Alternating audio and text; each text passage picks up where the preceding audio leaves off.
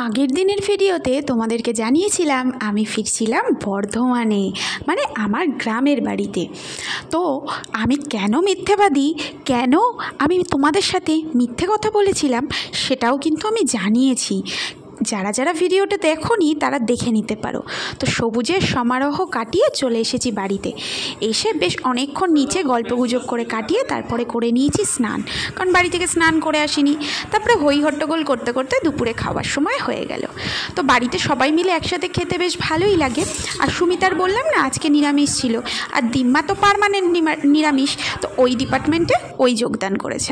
তো আমাদের জন্য আজকে কি কি হয়েছে দেখো, এখানে ডালের বড়া, আলু সেদ্ধ আর কি, আলুর চোখা যেটা বলে, পোস্ত তো হবেই ঘটি বাড়িতে, একটা শাক ভাজাও হয়েছিল, আর হয়েছিল চিকেনটা স্পেশালি জানো তো, মানে ছেলেরা বাড়িতে গেলে মা করবেই। চা খেয়ে এলাম ওপরে।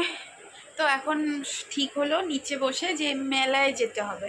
তো সত্যি বলতে আমি কোনো প্রিপারেশান নিয়ে আসিনি, জামা কাপড়ও এক্সট্রা আনিনি। আজকে একটা জামা পরে এসেছি, কালকে একটা জামা পরে এখান থেকে চলে যাব, সেই রকমই একটা প্ল্যানিং ছিল কালকে যেহেতু বর্ধমান যাব। কিন্তু এখন যেহেতু মেলায় যেতে হবে, এই জামাটাই ভাবছি যেটা পরে এসেছি আর কি, সেটা মানে ধুয়েও দিইনি, আমি রেখে দিয়েছি যে কালকে নিয়ে যাবো বাড়ি গিয়ে ধোবো। তো বলছে যে না পরো। তো দেখি শাড়ি পরিব ভেবেছিলাম, ওরা বলছে না শাড়ি পরতে হবে না, তুমি চুড়িদারই পরো। পরে চলো, আমার মাথা না প্রচণ্ড যন্ত্রণা করছে জানো তো, মানে ঘুমটা না দেখবে মাঝখান থেকে ভেঙে গেলে যেরকমটা হয়, হঠাৎ করে নাকটা বন্ধ হয়ে গেল, মাথাটা যন্ত্রণা করছে। আমি যাবো না এতবার বললাম, তাও সবাই মিলে বলছে যে চলো ঘুরে আসি। জামালপুরের বিখ্যাত ঝুলন মেলা, আমি বিয়ের পর প্রথম বছরটা ছিলাম, দেখেছি। তো মেলায় বলতে খুব ভালো লাগে, কিন্তু কি বলো তো, মানে বাড়ির কাছে টাছে হলে ভালো লাগে, ওই এত দূরে যাতায়াতের সময় চলে যায়।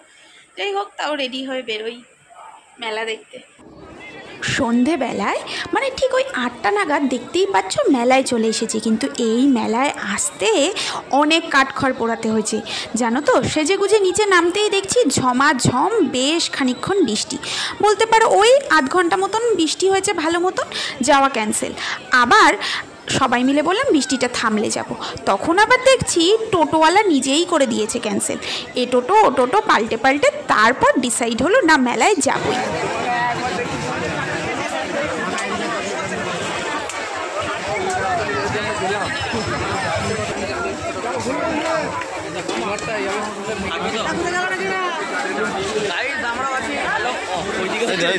চলা চলা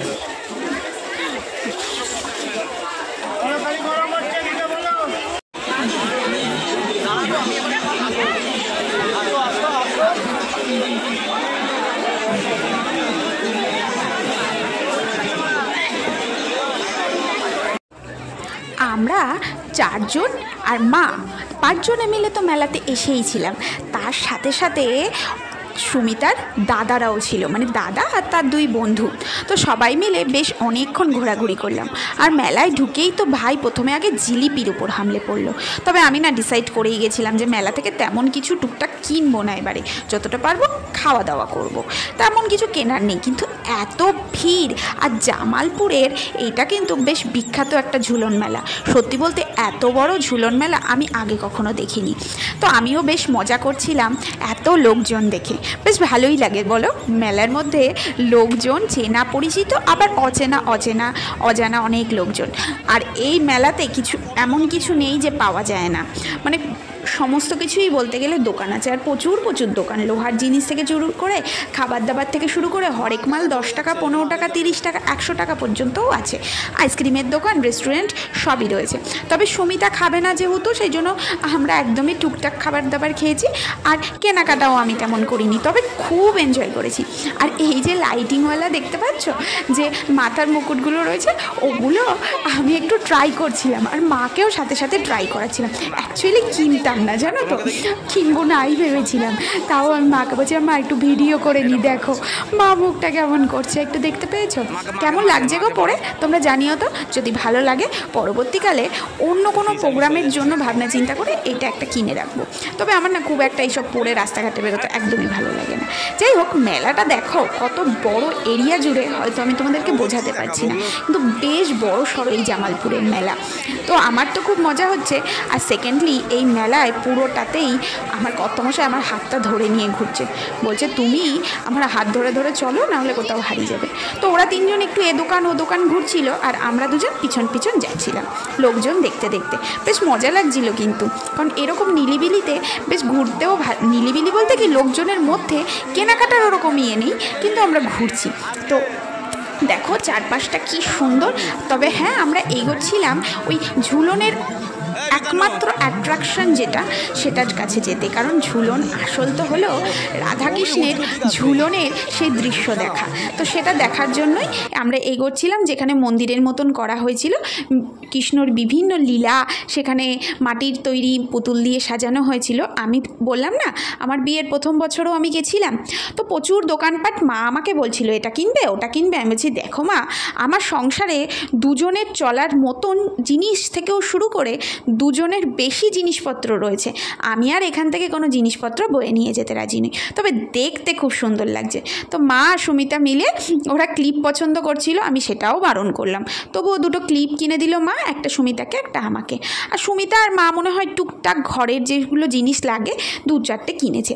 আর আমরা খাবার কিনে নিয়ে বাড়িতে এসেছি। আমি বললাম খাবারটাই কেনা হোক। আর ফুচকা খেয়েছিলাম, আর সুমিতা যেহেতু নিরামিষ, তো কিছু তো খেতে হবে মেলায় গিয়ে, তার জন্য খাওয়া হয়েছিল আইসক্রিম। বেশ মজা হয়েছে। সুমিতা কিন্তু চাইছিল একটু নাগরদোলনা চড়তে, কিন্তু আমরা কেউই রাজি হইনি। চলো চলো সে ভিডিও দেখাবো, তার আগে ঝুলনের জায়গায় চলে এসেছি, সেটা আগে দেখে নাও ভালো করে।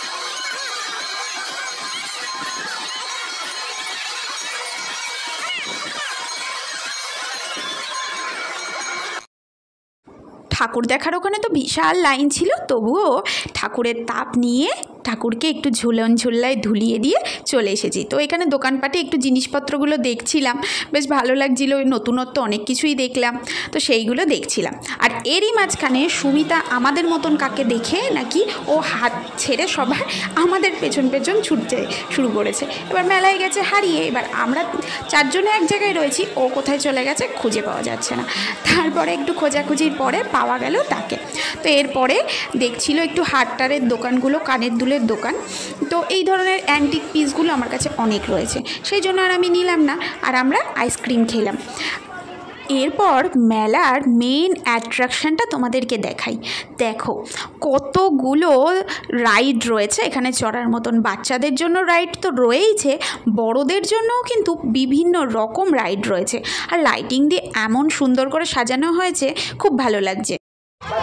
মেলা ঘোরা কমপ্লিট। এখন বাজে রাত 10টা, কিচ্ছু শোনা যাচ্ছে না, এখন বাজে রাত 10টা, মেলা ঘোরা কমপ্লিট। এবার যেতে হবে বাড়ির দিকে, চলো যাওয়া যাক।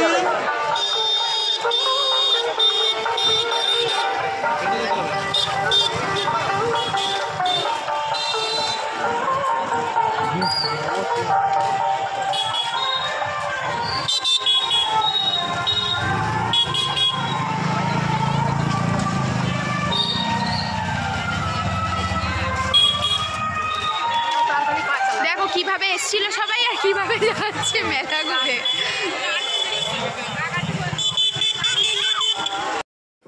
বেশ ভালোই মজা করে এবার ফেরা বাড়ির পথে।